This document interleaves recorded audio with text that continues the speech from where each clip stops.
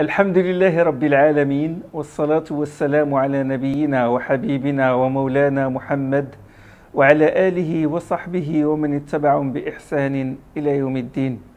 Chères sœurs, chers frères, assalamu alaikum wa rahmatullahi wa barakatuh. Je vous décris la scène, l'endroit, la Mecque, l'époque du prophète Mohammed sallallahu alayhi wa sallam. Bon, on va faire un zoom, on va serrer le plomb jusqu'à avoir une vue sur la Kaaba. À cette époque-là, la Kaaba était entourée de 360 idoles.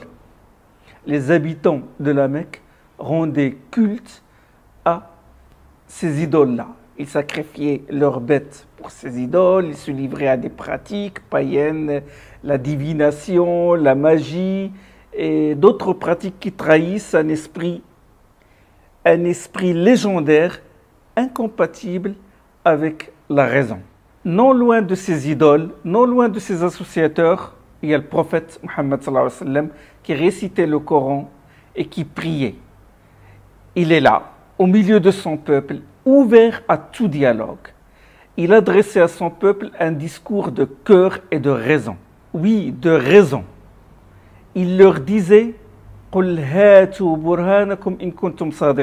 apportez vos arguments si vous êtes véridiques, comme Allah subhanahu wa ta'ala lui a révélé dans la sourate Al-Baqarah, la sourate 2. Apportez la preuve que ce que vous faites est conforme à la vérité. Et il leur disait voyez-vous ce que vous invoquez en dehors d'Allah, faites-moi voir ce qu'ils ont créé sur terre. Ont-ils une quelconque contribution dans les cieux?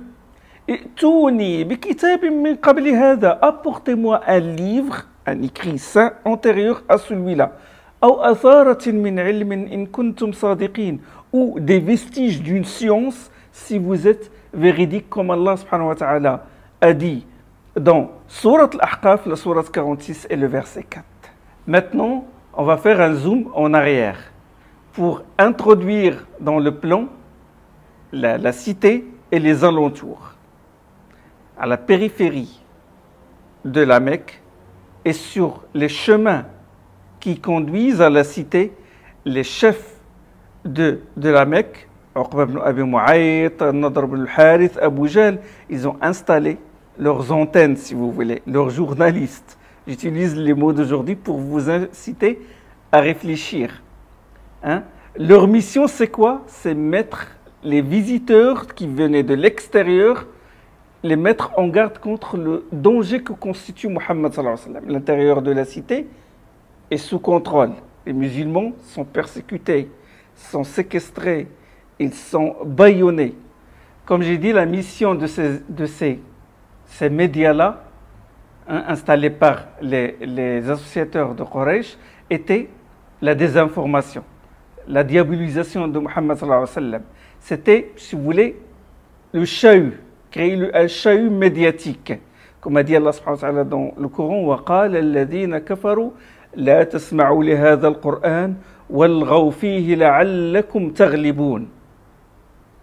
Les négateurs ont dit, ne prêtez pas l'oreille à ce Coran et couvrez-le de vos chahuts afin d'avoir le dessus.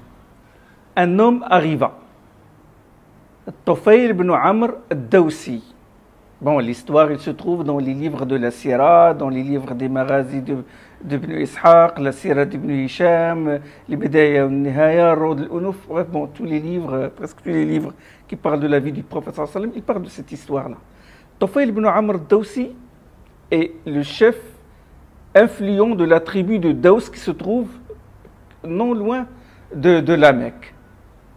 Et dès qu'il arriva, il fut intercepté par ces médias-là. Oh, Tufayl ibn Amr, bienvenue à la cité. Mais attention, il y a ici un homme dangereux, il ne faut pas l'écouter, il ne faut pas lui parler. Et il commençait à exercer sur Tufayl ibn Amr al-Dawsi, les mécréants de Quraysh commençaient à exercer sur Tufayl ibn Amr al-Dawsi une censure idéologique, il commencera à le mettre en garde contre le danger que constitue Mohammed sallallahu alayhi wa sallam. Et Tufayl ibn Amr, il a dit, ils avaient mis une telle insistance à me prévenir contre Mohammed que j'ai décidé de ne pas l'écouter, de ne pas lui adresser la parole. À tel point, il a dit, que j'ai introduit le coton dans mes oreilles. Je me suis bouché les oreilles avec du coton pour ne pas l'écouter. Tufayl ibn Amr Dawsi s'approcha de la Kaaba, l'air méfiant. Il ne voulait surtout pas écouter le prophète sallallahu alayhi wa sallam, il ne voulait pas lui parler. Et dès qu'il s'approcha de lui, lui-même il raconte, il dit, il plut à Allah de me faire entendre quelques-unes de ses paroles. Et il a dit, quand je les ai entendues, j'ai estimé que ce sont des belles paroles. Puis là, Tufayl ibn Amr Dawsi commença à réfléchir. L'influence des médias de Quraysh commençait à se dissiper.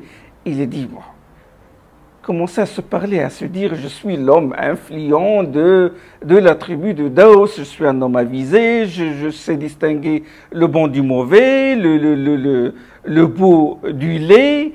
Bon, pourquoi je suis un grand poète, pourquoi ne pas écouter ce qu'il dit, Mohammed? Si ce qu'il dit est bien, je l'accepte. Si ce qu'il dit est laid, ben, je le rejette, tout simplement. Et alors il enleva le coton de ses oreilles, il déboucha ses oreilles et il est allé voir le prophète sallallahu alayhi wa sallam. Il alla voir le prophète sallallahu alayhi wa sallam et il lui a dit, voilà, ton peuple, et il m'a dit ceci, cela à ton sujet. Et bon, il a dit, expose-moi ton affaire.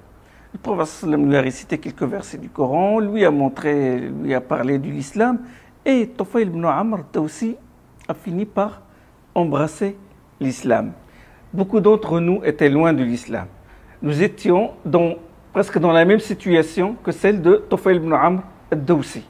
Nous avions, nous aussi, mis le coton dans nos oreilles pour ne pas écouter la vérité. Nous étions dans cette même situation. Et puis, alhamdoulilah, grâce à Allah subhanahu wa ta'ala, nous avons fait des efforts, nous avons cherché la vérité et nous avons enlevé le coton de nos oreilles et nous avons écouté la vérité, nous avons embrassé la foi par la grâce d'Allah subhanahu wa ta'ala. Le problème, c'est quoi?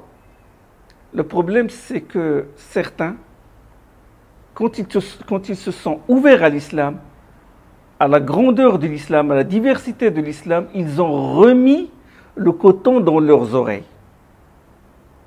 Ça, c'est un grave problème. Ils ont remis le filet de coton dans leurs oreilles. Ils ont été récupérés par des mouvements, par des sectes, par des partis, par des gourous même, qui leur imposaient une seule voix. Ils leur disaient, ils les mettaient sous tutelle, ils exerçaient sur eux une censure idéologique. Non, il leur disait, il ne faut pas écouter celui-là, c'est un ash'arite. Non, il ne faut pas écouter l'autre, c'est un wahhabite. Et on souffle sur les braises anciennes. On souffle sur les braises des anciens conflits comme ceux qui ont opposé les ash'arites aux hanbalites et qu'on perpétue aujourd'hui sous forme de conflit entre ash'ara et wahhabites. Et on souffle sur ces braises-là et on exerce ces censures et on divise notre religion. L'islam, c'est quoi? C'est le Coran, la Sunna et ce patrimoine que nous ont légué les savants, que ce soit les savants de l'école hanbalite ou shafi'ite ou malikite ou hanafite ou de l'école ash'arite. C'est parce que c'est par l'intermédiaire de ce patrimoine-là qu'on comprend les textes. D'accord? Quand on exerce la censure, quand on réduit la personne à une légume, quand on le met sous tutelle, qu'il ne faut que suivre ce cheikh, ben on le prive de tout le savoir qu'ont légué les autres savants. On le prive d'un grand bien. Et on fait, ce qui est encore grave, c'est qu'on divise notre patrimoine. Et en divisant notre patrimoine religieux, on divise notre religion même. Or, Allah subhanahu wa ta'ala a dit, ne soyez pas du nombre des associateurs. من الذين فرقوا دينهم وكانوا شيعا, de ceux qui ont divisé leur religion et se sont comportés en sectes. من الذين فرقوا دينهم وكانوا شيعا كل حزب بما لديهم فرحون. Chaque faction partisane se complaisant dans sa particularité. Chaque groupe, comme a dit Allah subhanahu wa ta'ala dans la sourate 30, la sourate Ar-Rum, et le verset 30-31.